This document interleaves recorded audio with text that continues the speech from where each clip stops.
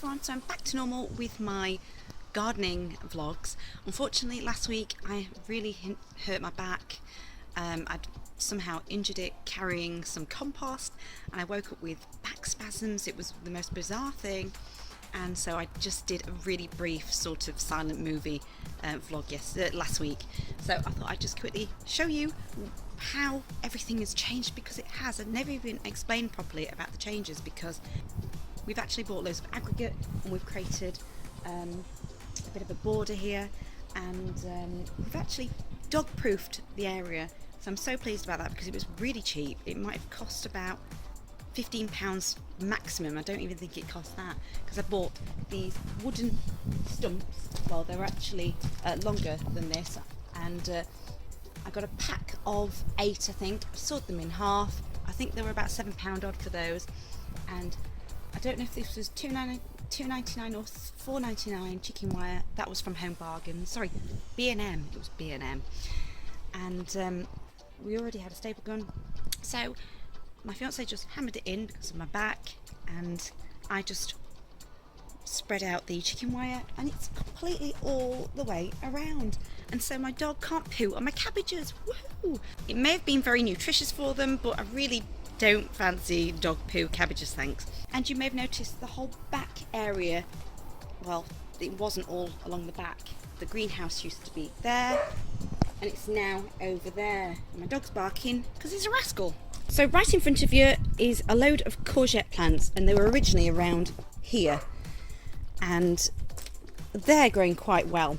Then I've got butternut squashes all over this area, surrounding a apple tree, and I've just put 2 apple seedlings there because I noticed last time they died in the greenhouse. I have to be really careful with those. My cabbages really are getting bigger and bigger. You probably can't tell so much with these, but I can really tell with the baby seedlings, the weaker ones that I put in. But I can't be bothered to thin those out anymore, but I'm very pleased. It's probably going to be a very windy summer, windy bottom burp summer, but it's going to be very nutritious, and I may end up having to give quite a lot away, but I'm pleased. Oh my gosh, I have broccolis right at the back. They are really coming up. But I do have a cauliflower under here which is hiding, so I'll probably have to move that because this box was further along originally. And finally I can see flowering on my potato plants, and they've really come up, and I've watered these all pretty much every day, so I'm very excited about that. Then I have pepper plants just here, aubergines all along this back, but I am totally inundated. I've still got about 30 seedlings in my greenhouse, and I've already given 10 away. Then I've still got a huge supply of spinach, and I can't eat it quick enough, so I may have to do some sort of soup. Seedlings I planted, they look less like weeds now, which is good. More aubergines. I'm basically trying to find any pot that I can, but it's getting expensive now because it's stupid if I go out and buy 40 plant pots. I'd love a donation of them, but hey ho. Chili plants, more aubergines. Then I think it was on a Sunday, I lost hours into gardening, and that was the essential job of thinning out my tomato plants, actually planting them. So these are all the ones I've survived. The seedlings though have died. Now I have noticed when it comes to tomato plants, you have to be so careful. You can't move them around too much because they could possibly die of shock, and a lot have. So these are the ones I've got left over. I'm very pleased. I think this is enough, so I think next time in future when I do plant tomatoes, I probably have to plant them into their pots or something, and use a whole packet of tomato seeds every time. Got leftover things like the butternut squash seedlings there, 2 extra cabbages, and these are all the aubergines that I just can't find homes for yet, and cucumbers, herbs.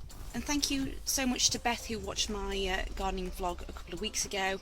I took your advice and I've decided to get some grow bags. I only got 2 grow bags for my tomatoes, because I'm trying all aspects to see what survives and what happens better. because I know everybody's environment is different soil, that sort of thing. Where the sun lies in your garden, where the sun sets in your garden. So I've took Monty Don, or Don Monty, I'm so sorry, I can never get your name right, but I've took his advice on Gardener's World about having 2 tomato seedlings per grow bag. Apparently 3 can work, but it's not ideal, so I've decided to keep 4. So we'll see how those go, and I know I'll probably have to move things around. And the idea as well that because I have so many plant pots, I have like a sun trap upstairs in my loft conversion, and I'm going to try and grow some of the seedlings up there. So any that I can put in plant pots, I'm going to try my best to put in the house where I can, because I don't want anything to die. I hate seedlings dying. Even though I don't have a home for all of them, I'm just trying to help everyone survive. It's like I can't throw half dead flowers away. I've got to wait until the bitter end. And then the last seedlings I told you about, these are the last ones we planted, and they really have come up so much more than they did, and it just gradually goes from weak to stronger ones, and then at the back the ones that you've already seen. And then my parsnips are actually starting to look much stronger, and I've got some leeks. Now if you watched my gardening vlogs right from the beginning, this patch here was originally the parsnip area, but I took Carol Klein's advice and actually planted some in propagator pots just in case this didn't survive, and it didn't survive. So Carol, thank you so much for your advice. That was on Grow Your Own Veg. There may be the odd come up, I very much doubt it. I've never seen anything like that anyway. And then because I'm really running out of space, and I'm trying to help grow everything I've got left, I've gone to B&M and I've bought a big section plant box or planter, and that's 9 section vegetable planter. I think that was lower than £2.99. I think it was an offer. And then a 2 multi-purpose grow bag. Now this is probably ideal for potatoes, and I don't really plan to grow anymore, but if you've got any suggestions, let me know of what I could grow in there, because I don't want to have to use loads of compost just to grow cucumbers or whatever. Look at this! Off!